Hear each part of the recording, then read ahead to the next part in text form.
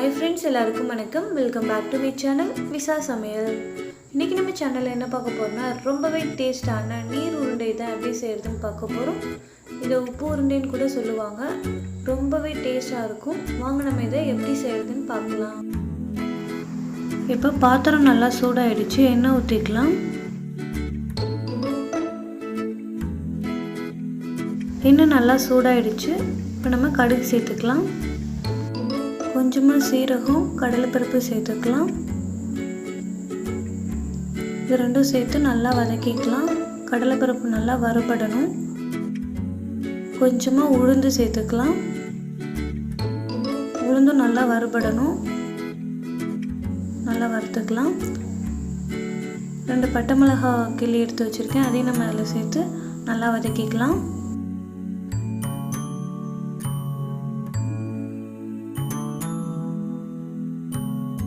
இதில் கொஞ்சமாக கருவேப்பிலை சேர்த்துக்கலாம். இப்போ கருவேப்பிலையும் நல்லா வதங்கிடுச்சு. கொஞ்சமாக தேங்காய் துருவி எடுத்து வச்சுருக்கேன். அதையும் நம்ம இதில் சேர்த்துக்கலாம்.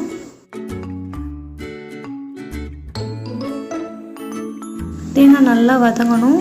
வதங்குற அளவு நல்லா வதக்கிக்கலாம்.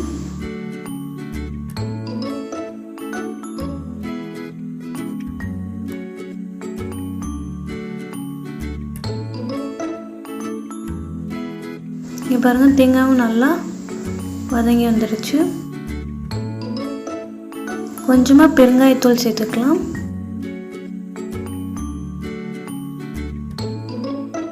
நான் கொஞ்சமாக அரிசி மாவு எடுத்து வச்சுருக்கேன். ஒரு கப் எடுத்து வச்சுருக்கேன். அதில் நம்ம வதக்கி வச்சுருந்ததே இதில் நம்ம சேர்த்துக்கலாம். சேர்த்து கொஞ்சமாக சுடு தண்ணி எடுத்து வச்சுருக்கேன். அதையும் நம்ம இதில் ஊற்றி கொஞ்சம் கொஞ்சமாக தண்ணி சேர்த்து இந்த மாதிரி ஒரு கரண்டி வச்சு நம்ம கிளறி விட்டுக்கலாம். கொஞ்சம் கொஞ்சமாக பார்த்துட்டு சேர்த்துக்கோங்க. தண்ணி அதிகமாக போயிடக்கூடாது. அதிகமாக போணுச்சுன்னா கொல கொலன்னு ஆகிடும். நம்மளால் உருண்டை பிடிக்க முடியாது. அதனால் கொஞ்சம் கொஞ்சமாக பார்த்துட்டு சேர்த்துக்கோங்க. இதுக்கு தேவையான அளவு உப்பு சேர்த்துக்கலாம். சேர்த்து நல்லா கிளறி எடுத்துக்கலாம். இங்கே பாருங்கள், நல்லா நான் கிளறி எடுத்து வச்சுருக்கேன். இப்போ நம்ம இதை அவிச்சு எடுத்துக்கலாம். இப்போ இதை அவிக்கிறதுக்கு இந்த இட்லி பாத்திரத்தில் ஒட்டாமல் வரதுக்காக எண்ணெய் தேய்ச்சிக்கலாம்.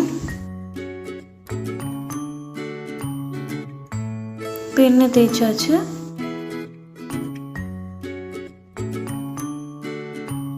இதை சின்ன சின்ன பால்ஸாக உருட்டி நம்ம எடுத்துக்கலாம்.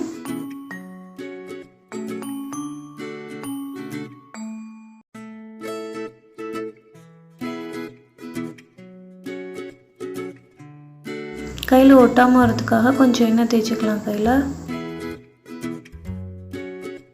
எண்ணெய் தேய்ச்சிட்டு இது மாதிரி ஒட்டினீங்கன்னா ஒட்டாமல் வரும்.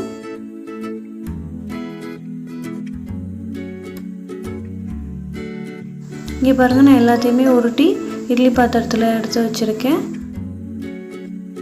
இப்போ மூடி வச்சிடலாம். ஒரு 10 நிமிஷம் நல்லா வேகணும்.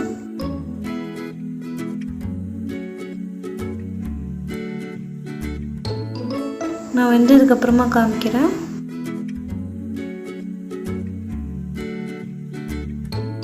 இது ஒரு 10 நிமிஷம் ஆகிடுச்சு. இப்போ நம்ம ஓப்பன் பண்ணி பார்க்கலாம். இங்கே பாருங்கள், ஓப்பன் பண்ணி வெளியில் எடுத்து வச்சுருக்கேன்.